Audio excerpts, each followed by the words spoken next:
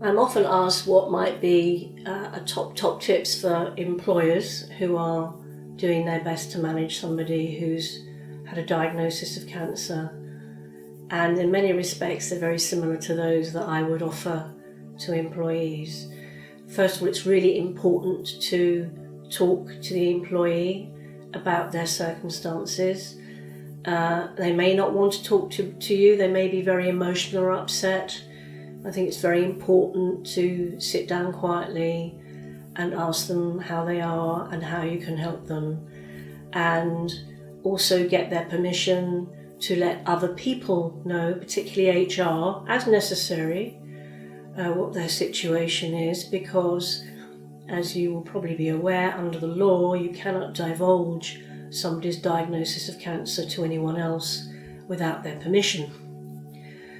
It's important to keep those channels of communication open as much as you can. And sometimes employers say, well, what should I say or what should I do?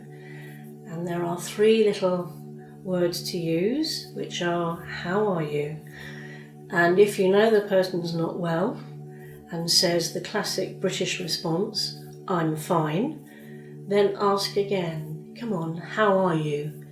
And see if you can persuade them to tell you how they are and what further support they may need from you. So communication is key.